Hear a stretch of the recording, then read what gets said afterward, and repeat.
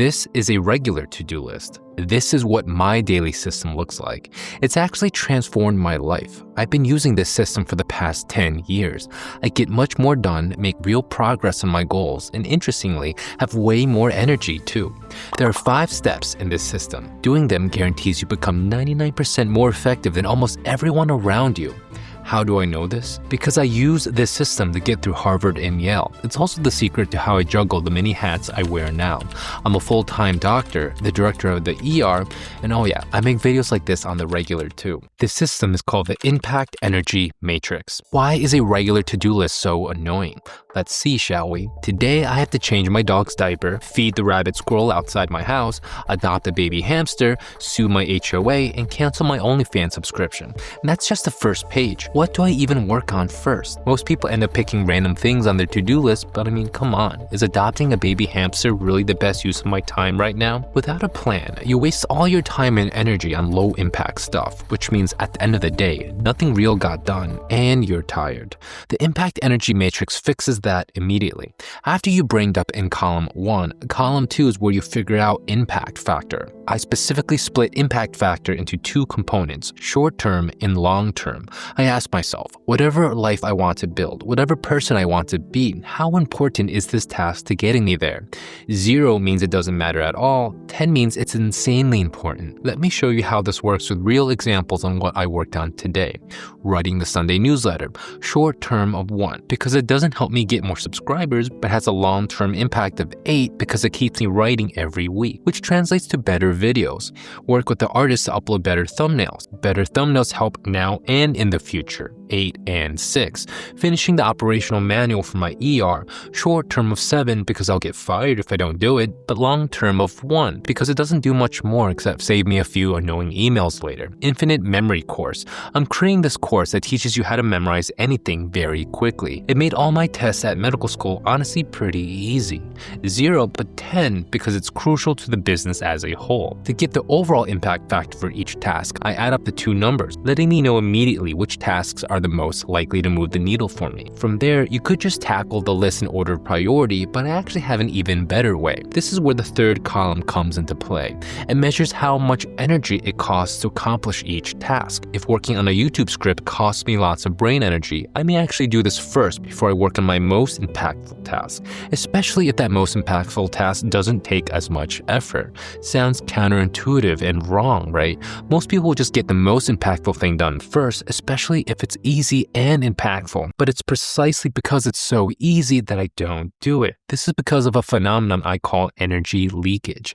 Let me explain. Let's say writing a YouTube script costs me 10,000 joules of energy, while doing some emails and uploading a thumbnail costs only 50 joules of energy. By the way, these numbers are all just to prove a point. Don't focus on the numbers, just the concept. I'll show you an even easier way next. In the morning, my brain has the ability to work at a capacity of 2,500 joules per hour, whereas in the evening, my brain can only crank it up to about 100 joules an hour. This is inherently why if I wait to work on scripts at night, I'm not going to get anything meaningful done. At 100 joules an hour, it's going to take me 100 hours to finish and I'll probably be sloppy as hell. But in the morning, it'll take just a few hours. While I could work on some emails in the morning, do I really need to expend 2,500 joules an hour on some simple emails? Does that not sound ridiculous? It's the equivalent of putting the engine of a Formula 1 race car in a tiny kid's go-kart and just flooring it.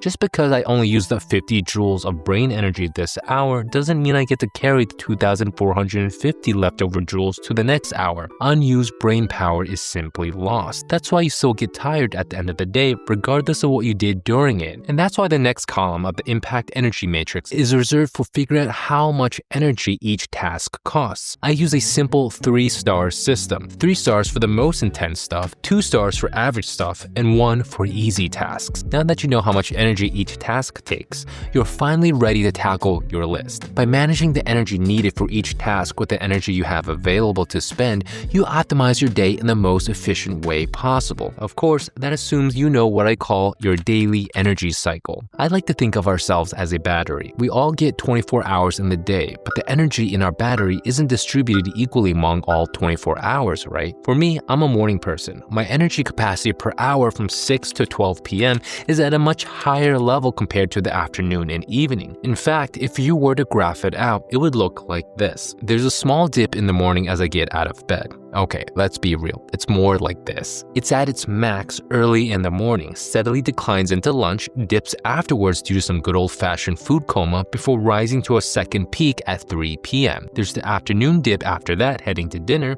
a post-dinner crash, and a short second wind before crashing completely around 10:30 p.m. I know this cycle innately like the back of my hand, and I structured my entire day around it. Did you notice something? There are 3 peaks of energy in my day. These are my most coveted slots of the day and reserved for my 3 most energy-intensive things of the day. Even though I don't have as much energy in the rest of the day, that's okay. The tasks I do then don't need a lot from me, and so I continue to be productive and, most importantly, continue to feel good. That's why measuring impact is only one side of the coin. Impact gives structure, but it's understanding energy flow that allows for efficient execution. Speaking of which, next step is something I call adaptable time blocking. In regular time blocking, you pencil out your day with blocks of time, sometimes on an hour-by-hour basis. But that's way too rigid because the actual energy you have during the day is constantly changing. No day is going to be exactly the same. You want to be able to adapt in real time and minimize any energy mismatches. In adaptable time blocking, you block out your day at a high level based on what you think your energy will look like. The more you use this system, the more accurate your predicted energy curve will become. But then when you go about your day and experience how much energy you actually have, you simply adapt your tasks accordingly to maximize your flow states. If you're in the zone, don't stop based on some arbitrary time block. Stay in the zone and keep working. That's why I generally don't specify a start or an end time to my tasks, because they let my energy dictate what I do. If you run out of steam early, that's cool. Just look and find your next most impactful thing with the lowest energy rating. Thumbnail emailing. Highest impact task on my list with a rating of 14 only has a 1-star rating for energy.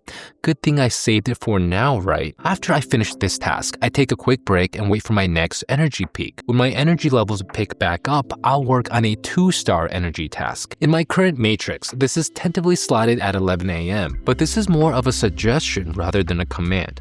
Again, this whole thing is very fluid, hence why it's called adaptable time blocking. Figuring out your day basically becomes an interesting puzzle. How can I optimally allocate all these things in a way that makes sense for my particular energy curve? The better you know your energy curve, the more easily this puzzle gets solved. I personally first start with my 3 peaks, always ensuring that the 3 most intense, most important tasks are slotted in first. With that taken care of, I'll just go down the impact column and compare the energy required to the energy available on my curve and slot things in accordingly. For really important task transitions you can't afford to miss, like a meeting with your boss at 2 p.m. or hang out with your neighbor's ex-wife, set alarms on your phone to remind yourself to task switch. In the end, the impact energy matrix is just a tool. Don't waste too much time and energy making it perfect and lose sight of the bigger picture. Which is what again? Oh yeah, getting important shit done and doing it efficiently. Stuff like adopting hamsters, feeding rabid squirrels, subscribing to this channel, and sharing it with your grandma. If all else fails, just focus on your top energy peaks and slot your most impactful items there. If you do nothing else but this, you'll already be better than almost 99% of people out there. If this concept resonated with you, I encourage you to check out this next video on how to plan your next 90 days, because with the perfect productivity system, you'll be able to do more in 90 days than most people do in their entire lives. For more ideas just like this, check out my Substack, my Patreon, and my weekly newsletter where I publish more actionable tips just like this one. Until next time, my friends, smell you later.